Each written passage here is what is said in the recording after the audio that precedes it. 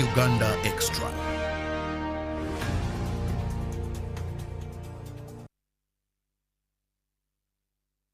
A very good morning. Welcome to Good Morning Uganda Extra with me, Sharon Chomjisha, and of course my dear guest in studio, the ED Kugonze Youth Impact Uganda, Mr. Angus Nasasira. Teenage pregnancy. It has become a song. We've had it being sung by the government, parliament, individuals, different NGOs and organizations, because it has become a big problem that has hindered some of the youth from going to school. We have not just an overpopulation, which is okay, because population is very good for the growth of the country, but if it involves teens getting pregnant, that becomes a big issue. Now, Uganda has one of the youngest populations. 75% of Ugandan population is the youth. But then even in the youth, we have teens getting pregnant between the age of 10 to 19, and they're becoming mothers or giving birth to their first children. Something that has become a big problem in some of the areas as well, out of Kampala or the central part of Uganda. When you do some research, you realize that some reports report that the eastern part of Uganda actually has some of the biggest numbers when it comes to teenage pregnancies. Now, we want to understand, why is this still a beast in our country? Of course, when you look at Uganda and the sub-Saharan countries, you realize that yes, we're doing a bit okay. It's 25%, while the others are at the 28%, still not okay. But again, we've seen the parliament, we've seen government officials, people speak against it, but we want to understand the core of this problem, and we also get to know how do we address it in the 21st century. Good morning, Mr. Angus.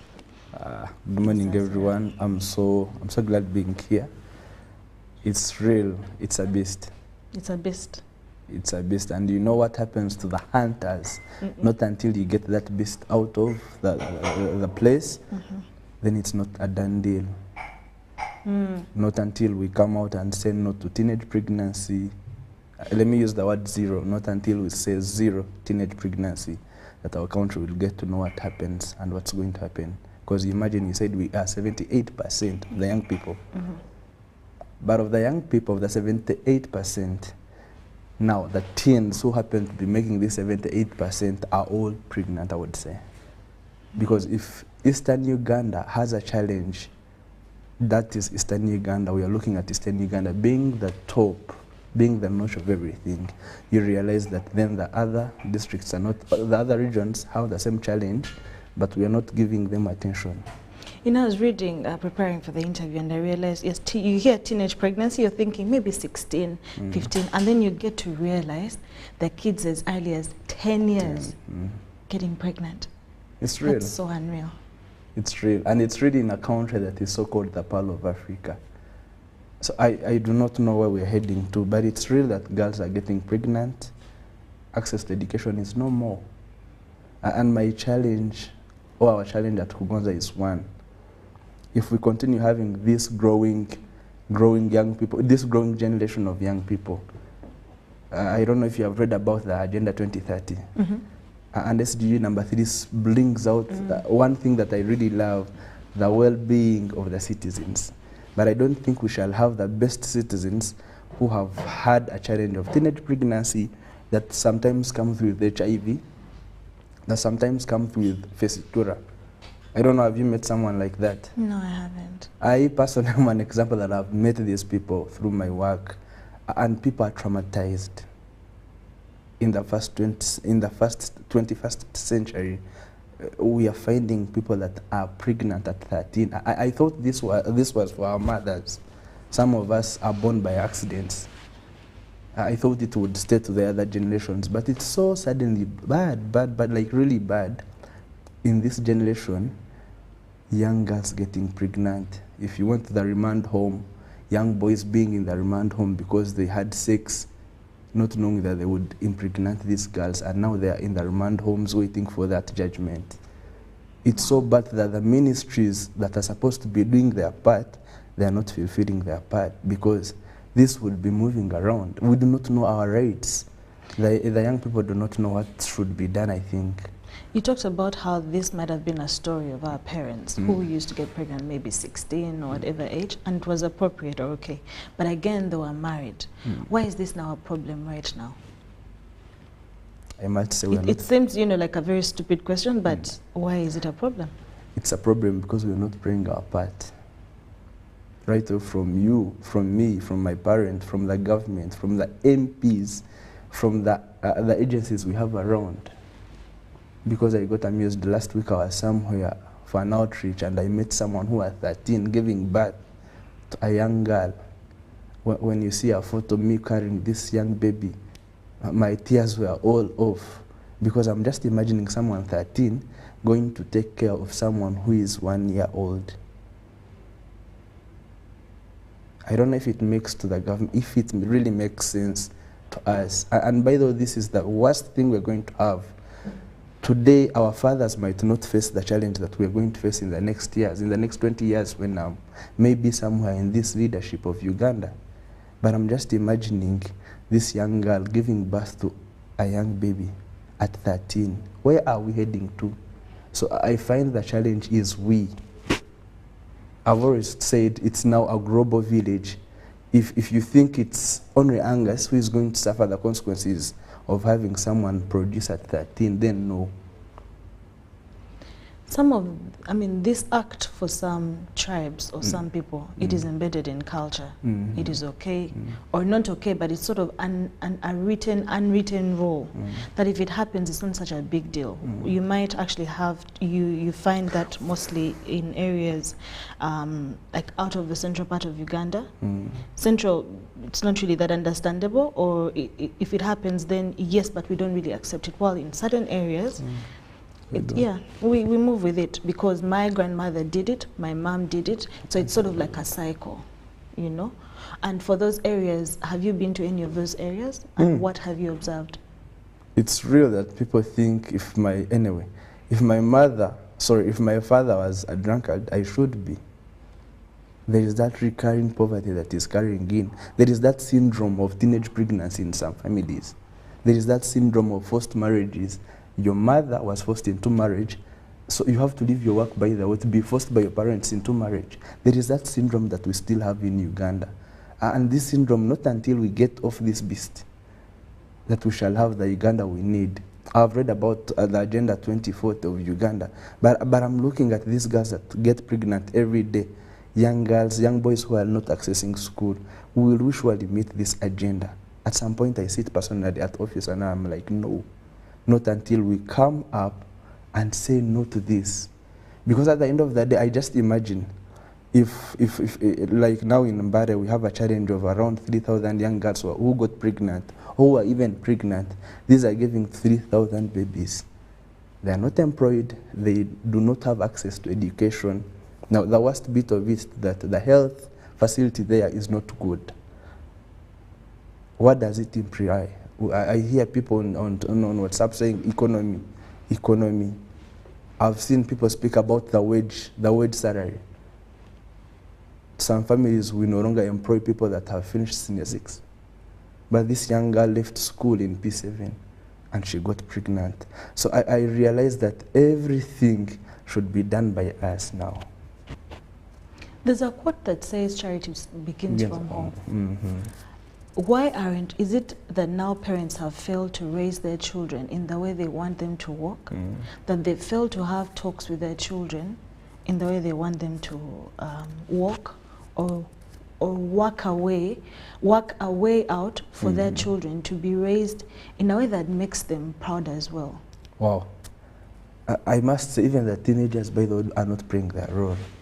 I grew up in a society where I have a mother alone, where my mother used to tell me, when you impregnate someone's daughter, hey, don't come back home. If you know Mbara, there is a place called Chamugora and it's a prison. So she used to tell me, dare do that. Every time I'm going back to school, there is that meeting, she prepares some food. I've always advocated for family fellowships. She prepares some nice food. Then she's telling you, dare do that, Chamugora is waiting. So I grew up knowing that Chamugora is a bad place to stay in. You get? But today, my son will come and tell me, you know what, Dad, I have a girlfriend. And you frankly feel fine. Because you have been to the US, you want to bring that culture here. This is Africa, this is Uganda. I do not know what our culture is doing. I do not know the hell Okay, the beast, let me use that word still. I do not know the beast that is really fighting us. It started small, but it's going viral. It's not only in Eastern region. Go to the west where I come from. Forced marriages are forced marriages. In my own village, I've been pushed away because of speaking about this. People think Angus is from Kampala. Rah, rah, rah, rah. You know, you find you do not have friends because you have at least aborted some marriages. Someone is going to be forced into marriage, you get to the police, prepare your things, because with my organization, with our organization, at least we have now a hearsay in the police. And then these people will get to know what we want. I don't know if you have heard about a scenario in Kazo whereby this girl was 15 and she's being forced in marriage. It was in the COVID. So on that very day when these so-called handsome guys came into the family, the police comes in. And it didn't happen. Teenager getting pregnant. No, she was being forced by that forced into a marriage. It didn't happen. Going back to the question of your parent versus the parent of today, where's the problem? Now, the parent today, you seem to see your job here than your child. There is this other thing you have here in Kampala. Build, buy Uganda, build Uganda. Bubu. Bubu, yes. Now I'm going to put it to the other side. Why don't you work Uganda and work your children also? Why don't you work out your children? Why don't we have a generation from you? I mean, who does not want to have a good son sitting somewhere? Who does not want to have a daughter like you? Then there are these other families that come in. When you impregnate my daughter, you want me to sit with you, you give me 2 cows or 10. To the West in Eastern, they don't even give you 10 cows. They will give you those kwara things, small money. So you find the whole life of someone is going to be stopped just because of teenage pregnancy. Not the teens, by the way. I do not know which beast is in your heads. Because this is something for about 30 minutes, not even 30 minutes, that is going to end your life at all. I used to strike very much when I was in school. I was a chairperson, but I used to do some other things. But at some point I realized, being the only son and seeing my life there, I had to change my life. I feel the government, by the Ministry of ICT, is it guidance? There is that ministry, I'm forgetting. It is Ministry of ICT and National Guidance. Yeah. It has a big role to do. We have a lot of young people living campus that do not have jobs. Why don't they have these people, teach them that they can go to the community and speak about this? As they're looking for jobs. Yes, as they are looking for jobs. Some people have graduated, they have nothing. Why don't we prevent? Because at the end of the day, truth be told, if we stay like this, I don't see where our country is going. Yeah, we are in Kampala sitting. How many people are in Kampala, by the way? Now, how many young mothers are suffering? So what do you think is pushing the teens to them getting pregnant? Lack of information. What do you mean lack of information? They do not know their rights. What do you mean they don't know their rights? Which rights are those? Now, a right of education, a right to health, a right, by the way, let me start with the right of education. Most of us do not know that we have a right to education. I'm just seeing this young boy come to me, if I was a girl, telling me, "You're nuisance, that I should date you and leave school." We do not know that we have a right to access all government schools around the country. So you find someone is going to have this because they do not know their right. 2 is that most of the young people do not know what they should do. We lack guidance. We really lack guidance. We were doing that pilot study, and someone said, "I want to learn tailoring." This is a girl who had done MEG, and she was impregnated at senior 6. What do you mean she had done milk? MEG in high school. Math, economics, and geography? Yeah, and geography. Okay. So she tells me, "You know what, Mr. Director, I would want to do tailoring." Now my question to her was, why did you do MEG at first before this scenario? Yes. And she tells me she wanted to become an accountant. Okay, so why are you trying to do the tailoring? Do you see yourself becoming the best person in Mbare? She's like, "That's what I can afford." But before, you wanted to become an accountant. So now that you chose someone to sleep with you, I feel this should not stop you.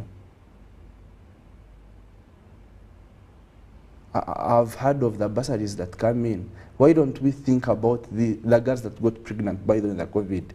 South Africa has done this. They gave a grant the girls that got pregnant. I know that the government can get the database of every girl who got pregnant during the COVID time. Or girls that, anyway, let's look at the COVID time. And these people would have bursaries to go back to school. Why don't but we they're have back to school, because I remember that time actually there was a big debate, even coming from religious. They're back to school, at least for some that we know, because that was in the news, where even religious leaders were, some of them were against pregnant girls mixing up with not pregnant girls or non-pregnant girls in schools. And there was a debate that no, since everyone has the right to education like you stipulated and the law stipulates, let these girls go back to school. I remember at my school, I was in S5, no, I think as in S5, and there was a girl who got pregnant. We don't even know how she got pregnant, but we only saw her with her belly almost popping. But she was accepted to come and do her UNEB exams in her S4. That was at Tiber. Of course, we were all shocked. We had never seen anyone pregnant in school. So I'm sure she went through the trauma, the stigmatization. We were all shocked. Everyone was talking about it, even the teachers, you know, her experience, and us looking at her walk into an exam, walk out of an exam. But she was allowed into school. So it's not like no one was accepted to go to school, but because also pregnancy comes with certain things, whether someone becomes, I don't want to say lazy, but they might, you know, sort of want to drop out of school because they feel like they're overwhelmed, they don't have certain things, so I'd rather sit home. You know, that sort of becomes a solution, even if it's actually not a solution. But no one was really refusing to go back to school. But you can tell us, maybe in the area, like you said, in Mbale, where you've been working, maybe that's a different story. No. I don't know if you have gotten pregnant before. No. Oh, I've not, but I've worked with these people. And I will not, by the way. But pregnancy comes with different things. I usually say it's a project of 1 year and 5 months. Basically. If you have HIV, it's always 1 year and 3 months. Yes, 1 year and 3 months, because you're advised to breastfeed this young baby for 3 months, then put him or her on something else. Now, I just want you to imagine this girl who is 17. From that one project, she's all looking for the money to look after the baby. Because this is your life. I just imagine, if you have cows, there is no you leave your cow to go to church. I cannot leave my cows when they do not have water that I'm going to go to church. No.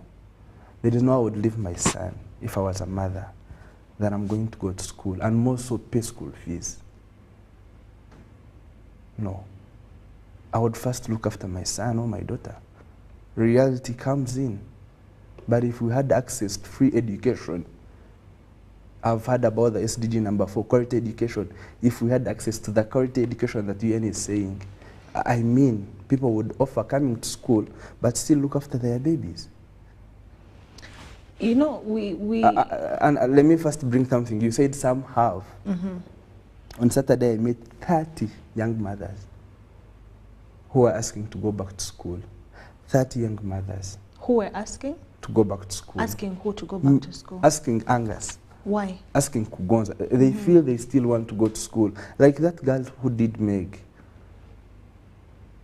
And I usually say, I was illustrating the challenge is that I don't have a diary. Life is like a diary. Just as you write, things happen.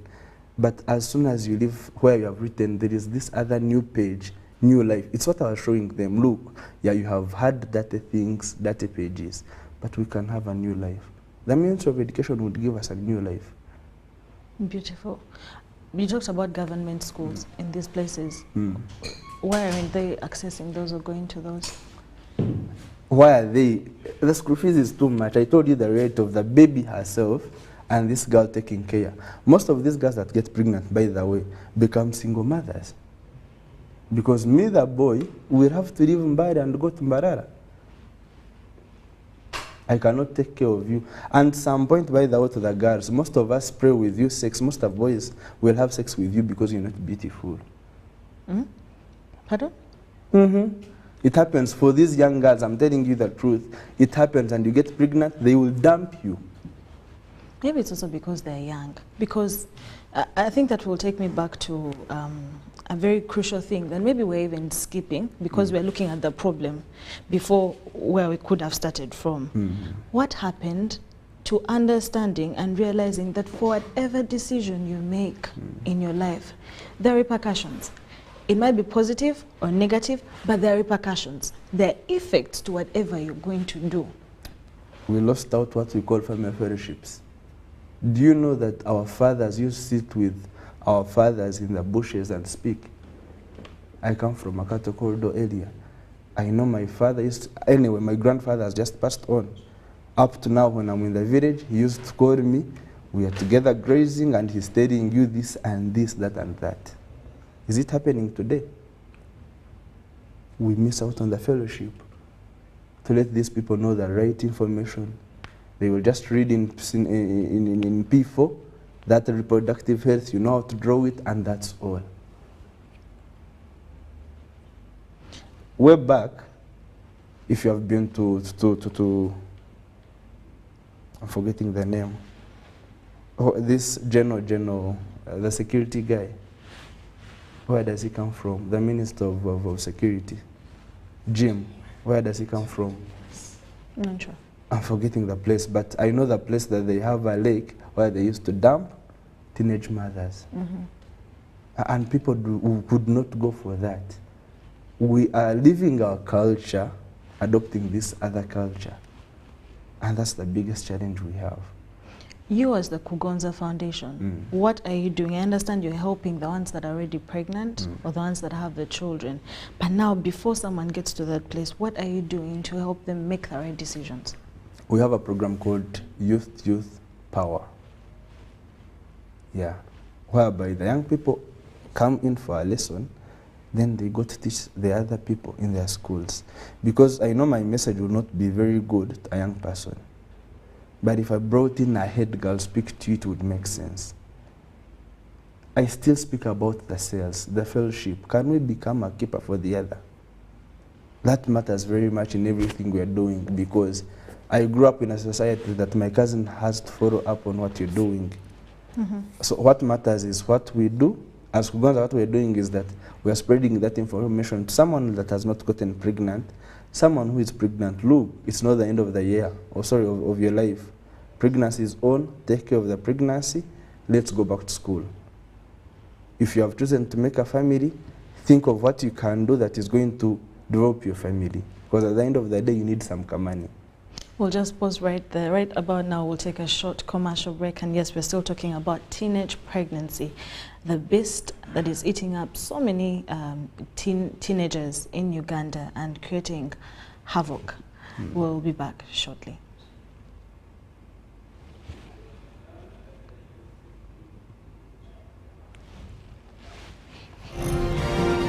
This is Good Morning Uganda Extra.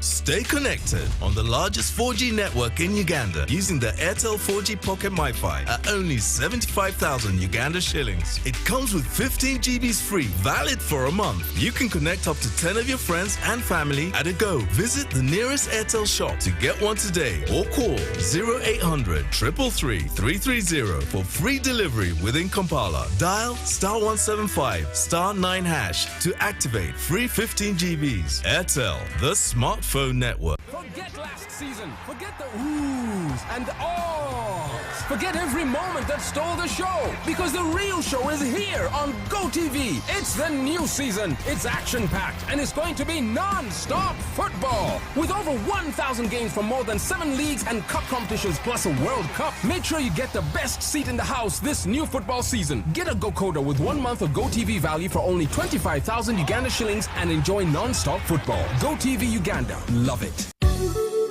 Happiness comes to us in many places. It's in knowing the mosquito net keeps our children healthy. The wife having the support of her husband. It's in deciding together when to have a baby. And for some, focusing on what's important right now. So what's your happiness? Make the right health decisions to ensure happiness for you and your family.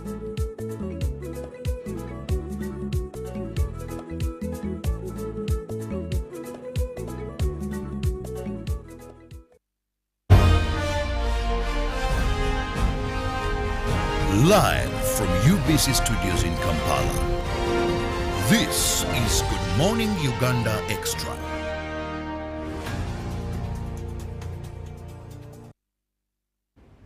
You're still watching Good Morning Uganda Extra with Sharon Chomjisha and Mr. Angus Nasasira, the ED Kugonza Youth Impact Uganda, creating change when it comes to teenage pregnancy in different parts of Uganda.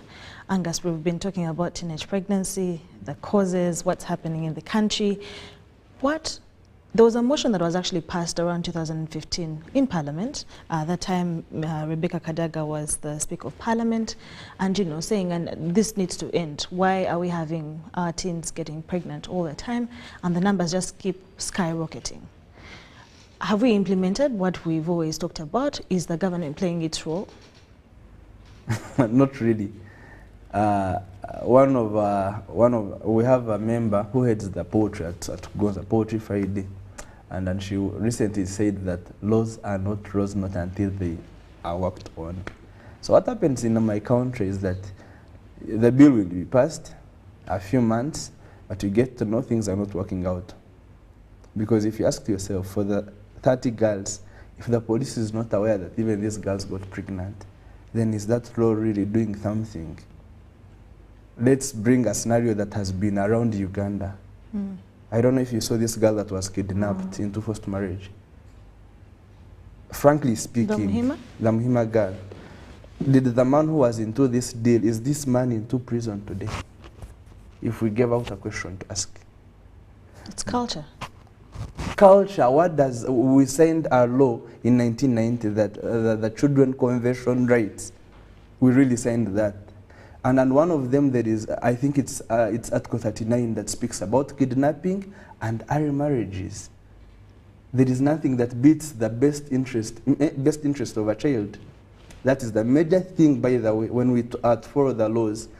If I am a girl and I say I'm not going for pregnancy or I'm not going to be married, you force me. That's better than the culture we have, because that law stipulates that the best interest of the child should be felt first than anything. If you stood up as a young girl and said, I want to go for marriage, that's your best interest. You are right. But that scenario that came in, the girl didn't want that. Because when you read the story, you realize that the girl had lost the dad. She was forced into that. Now, after 2 weeks, that scenario comes in of a guy who is done with campus, and the sisters are speaking English in the video, marrying someone who was 16. All you get to see, the girl is, because of milk, she has that size, but she's forced into marriage. And they're forcing this girl to take the photos. Like, seriously? I feel the laws are not being implemented, even when we have them. I'm sorry to say, one of the ministers has been to Geneva last year. She was in Kenya, by the way, for the same engagement on teenage pregnancy. But my challenge is that even when these people come back, they do not want to give up report. We do not want to have the right impact. And not until we get out of these offices, as I always say, and go to the grounds that we shall chase out the beast. Not until we continue having the laws in the parliament, these 500 people sitting up and passing up the bills, than going to the cells, the constituencies, and have this being implemented, that we shall say these laws are working out. How many young girls and boys are not accessing education? It's a right, it's a law that everyone should access education. I remember 1994 when the government passed a law that everyone should access free education. It's actually a crime not to have children home and they're not going to school. The countries that actually, when it's time for school, they go around looking for homes. And if they find a child at home, why is your child home? Now, I have a challenge. The pad thing and the condom thing, most of the girls, by the way, also do not go to school because they have a challenge with the menstruation. But our government and then maybe the agencies have continuously donated condoms to a developing country, Uganda, than giving us pads that would save this young girl go to school we really know how many schools are in the country.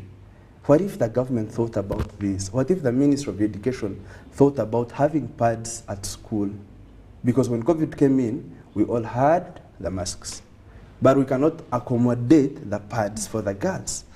And this is a necessity. It's one of the needs that every girl has to have as long as you get to that period. But in our country, in our developing country, you find it very fine having a gold condom that is approximately 10,000 shillings, Ugandan shillings, free at charge in any place you go to. But you will find a pad, a pair of a pad at 3,500. The best one is 5,000, I'm told. And it's still sold. But this is a need for every young person, for every young girl. Girls do not go to school because they do not have pads. What if the ministry now thought about how do we surely come together and support girls? Priorities, where is our priority? We have always had a challenge of saying that boys are studying. We study because we do not go into the periods. We do not have that challenge. It's not a challenge anyway. We do not have that other part of the menstruation period. Why doesn't the government think about that? And all you get to see, the boys are in spaces. We are the EDs, we are the generals. Most of you drop out because you do not have that access. The government has its own schools. If these pads were put in schools that you come to school, pick your pad and continue studying. Because I got amused that everyone had a mask, but we cannot accommodate having pads. And the price is even so low, 1,000 per mask. Anyone can actually afford. And then there were those that were also provided for by the government Anyway, to every Ugandan. Teenage pregnancy is real, that's one thing I know. And I fear there is the way we are living out this other young generation. When you are done with campus, you think your life is your life, let me go work. I've dedicated my life, my next 20 years, to speaking about what's happening in my country. That beast, and not until the government realizes, not even the government, not until every institution realizes their role, that we shall continue into this dream of calling ourselves the Pearl of Africa, yet inside us we are dying. We are not at peace, by the way. I don't see any stability of girls walking to the hospital at 13 years, carrying their bags to go and check up. Some do not go. I feel there's no stability. People have taken stability and peace to security. There is no stability at a point where you find my sister at 15 aborting because of this guy who does not want to take care of what he put in. There is no stability and peace of mind to the girls who get pregnant and leave school. Just imagine you didn't go to school. Would you meet me? Maybe in another life. Do you know that life? I know, I understand. I feel there is nothing like peace. Peace is not what we have. Peace is not guns. Peace is your mindset. Waking up one morning, I go to school, study, go back home. Peace is what I eat. Do I eat it well? Peace is the health I have. Peace is the right I have as a Ugandan, as a citizen. I feel that's peace to me. This girl knowing that they have a right, their rights are being well on. Since you're situated in Mbale as Kugonza, Yes. has there been any change? Probably it has. I cannot say it has personally. I wish we had someone from Badi speak about us. But I thank God that, yeah, even through my small salary and my saving, I've seen some lives change. What impact have you really created? Now, to the girls that got pregnant, we are trying our level best. If you can go to school, please do. What I usually do is that I'm doing what Compassion used to do. Let's have host families. You are working, right? I don't think of your salary. If you donated 20,000 shillings to someone down there, you would die. This is some money you spend in Cafe Javas. Just give a 1 day. Because in Mbare, by the way, surprisingly, 60,000 shillings can pay someone's term. Just like a 60K. That is equivalent to a plate at Sheraton. The morning plate, I've been there also. The morning plate at Sheraton is 75. So meaning you will not You sacrifice breakfast, 1 day of one day, breakfast. just 1 day is enough for someone to go to school. But the challenge we have in Uganda still is that we want these people to come to Uganda and donate. Yet you can do this yourself. I always say, I want to see the Kugonza nation support your own people to become who you are. Just imagine you are giving that car 100K to a family D, and this person has gone to school because of you. At one point, I always feel proud when I sit down and I'm like, okay, so you mean all these 30 young people have been in my hands, their families are jolly. On Christmas, I don't spend Christmas home. My mother has always abused me. Easter is usually to my friends, my teenage mothers, the girls. Christmas is to my mother. But I find it very fine having Easter with these people. I donate my life. I donate some. I don't eat lunch, by the way, because I want to save that one life down. It still comes back to you. Let's not even wait for the government funds. Miami Ogama, parish model. This is doable by Ugandans themselves. How much do you earn? A goat is at 80,000 shillings. In your host family, if you bought for them a goat, in a year, how many goats will they have? If you bought 3 hens, soja hens, in a year, how many hens will they have in your host family? Instead of going to abroad and doing those funny things, carry your suitcase, visit those people. The challenge we have is that even when we grow up, some of us who are from poor families, we want now to sleep in Umunyunyu. And we forget there is someone who is passing through the same life.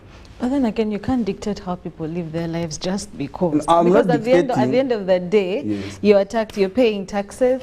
There's money that is allocated to some of these things. It is beautiful to have a heart that gives back, you know, and it is beautiful for you to create change in a country or a home or something. And I'm sure there's actually so many people who are doing these things even without telling the whole world. You see, but again, it should be out of your heart. Your heart, yeah. Yes, which is good.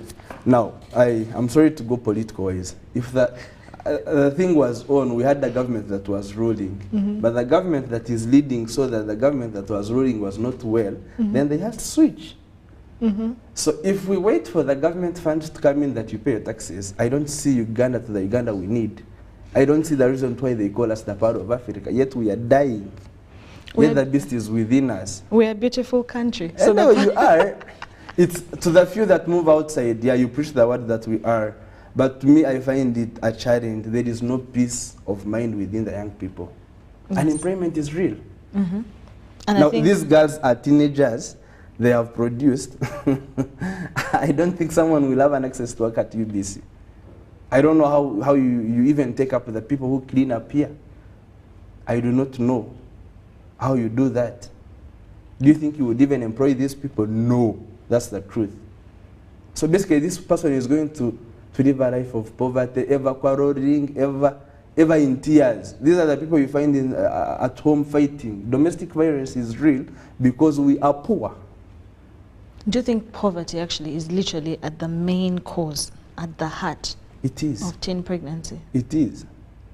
To the cattle code, why do people give out cows for a girl? Someone who is in senior 4, someone doing literature, doing all those subjects that are even not helpful, but doing those subjects that is equivalent to 10 cows. Seriously? I don't see any sense. Poverty is the major cause. Not until we address it as citizens, not even waiting for the government programs that come in at some point. They're also political, you know, not until we address this. Just look at your neighbor. If you have any way you can support your neighbor, please do. This is a global village. At the end of the day, if you do not, I will steal you or I will kill you. 2 things will happen. You either choose to help me, that I can be like you, or not, something else would happen. What happens to the men that are perpetrators in this? My challenge now is with police. That mania, I've impregnated a girl, then I'm giving them cows, and you frankly say now that the family has said yes, let's leave it at that. Yet we have the laws that are governing us. I feel they are not playing their part. Because I think in COVID, you had some news of about a man who impregnated 12 girls in Kasese. So I'm just imagining from girl 1, girl 2, 3, 4, 5, and this nigga is still living in the community. Police has to be blamed. the child unity. If I was the president, I think I would summon that ready. I would summon the ready and ask. Because if someone has impregnated the first girl, okay, it was a mistake. The second girl, okay, it is a disease. The third girl, really? And you still leave this beast in the community? So I have a feeling that some institutions are not playing their role. Because if someone can impregnate Torov, and he's up to a dozen girls, he is still in the community, is it the government who has a challenge, or it's with the community? Because I believe the government has the mandate. By the way, the community development officer has the mandate. The probation officer has the mandate. And here we have the Ministry of Public Service. What's the ministry doing? They should summon these people to get to know what's wrong. How does someone impregnate 12 girls? And that guy is still in the community. We are the part of Africa. Now, when it comes... wow, these are really disturbing issues in society. But what do you think now the government should sort of tighten? We said the law is there, the policies as well in place. There's been a shout and cry, please stop teenage pregnancies, please help, report the offenders.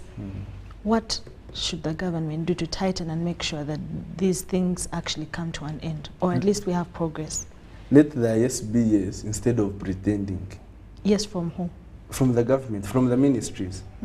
What's the Ministry of Education doing on this? What's the ministry that the Gender, ICT, labor, social development, gender, what are they ICT, national doing? guidance. I have a feeling that the ministry should do their part. Now, you people that are employed by the government, the challenge, I don't know if I will ever become the president. You people that are being employed by the government, taking our own salary, it's we who pay the tax. You're using our salary and not doing the work. I just imagine you're placed in Karungu and you're not doing your work. And you think that's the best. If I brought my girl who is pregnant, and because the family has done their part, you're not following up the law. I feel these people should even be sacked. We have a lot of young people that are unemployed to come and do the right job. Because I just imagine you're a probation officer, the case is on your table, you cannot handle it, and you're just telling us that the community has sat, the two families agreed that they should go on. How do you send a young girl and a young boy to make a family out of a mistake? They are not prepared. But here in Kampala, you want first to work for 3 years, then you buy some kaka, and you think of marriage. But this person met with the other friend, it was a mistake. They now have a baby, and you're telling them, oh, now that families have allowed, they can go on. I feel the government has to now think about their workers, because they are not playing their part literally. I asked the CDO somewhere in some district, how do you have over 60 cases, and these cases are not known anywhere in the government? And frankly, he tells me, you know what?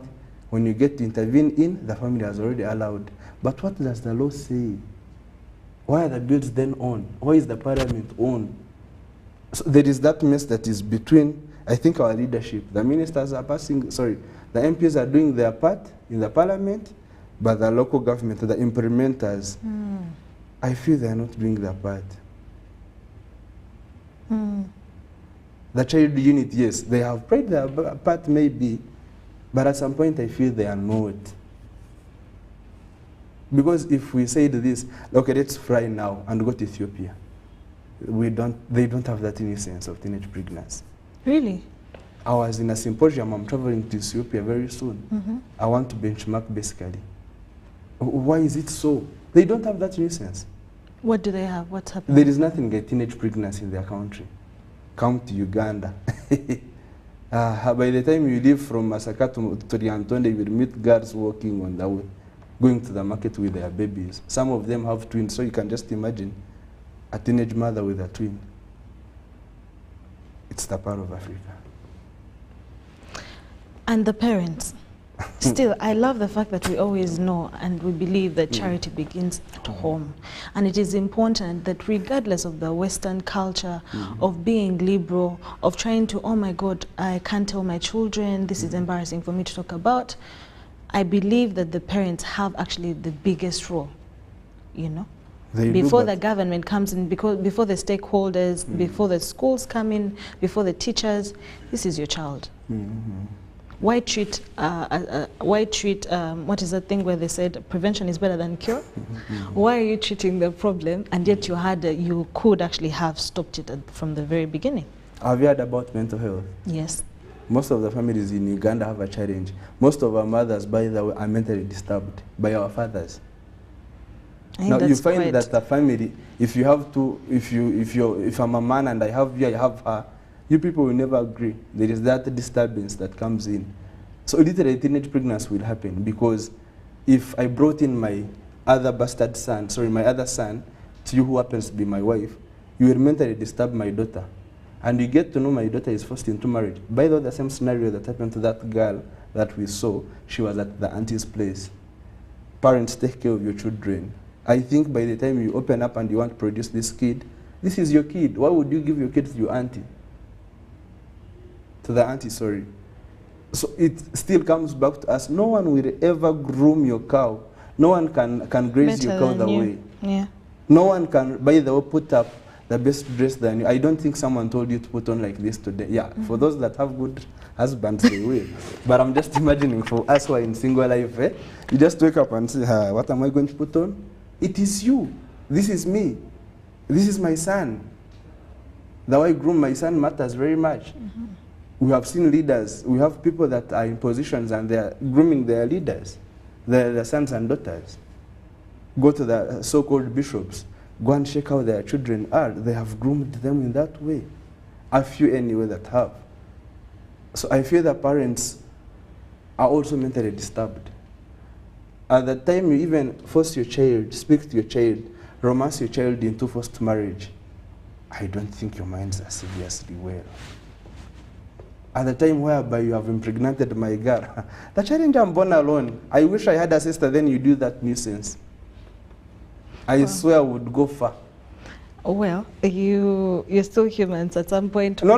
There is nothing like human. Because we boys will continue with life. I mean, even if I impregnated you today, I can still go to Dubai, do the same, go to Ghana, do the same. I'm safe.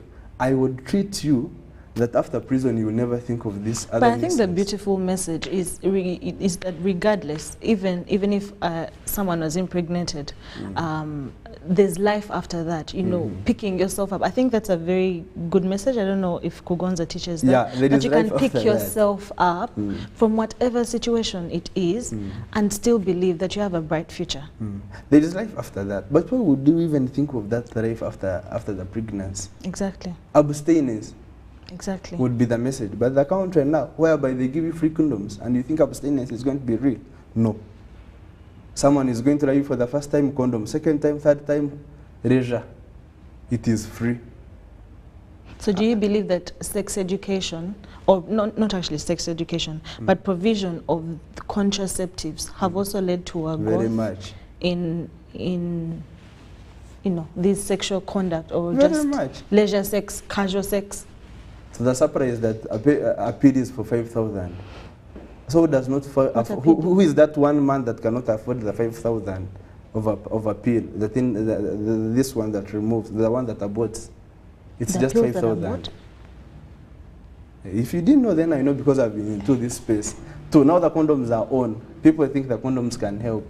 But at the end of the day, I always tell the young people, abstinence is the best way. Yes. To the parents, this is your nation, this is your generation. He or she is after you. When you die, this is what is going to remain. Choose to leave your girl into dust, she will remain in dust. Choose to bring your girl into the heights, she will remain in the heights. To the boys, if you choose to have a trespass and go to that, I mean, you will see your life there. But why would you even have that? I wish we all became good. Yeah, I know we cannot all become all that good, but teenage pregnancy comes with a lot. It comes with really a lot. Some of us are missing out. Our mothers were forced into marriage. They are not even working. We are working for them.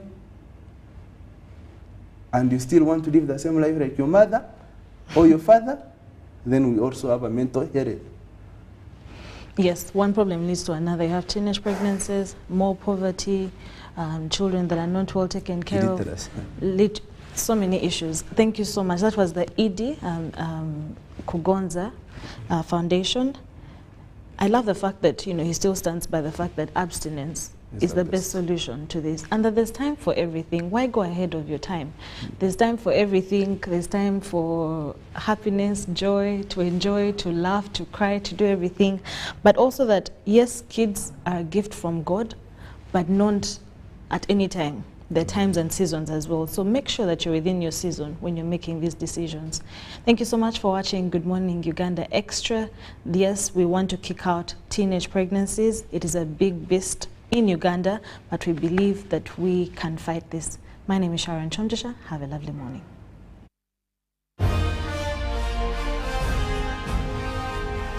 Live from UBC Studios in Kampala, this is Good Morning Uganda Extra.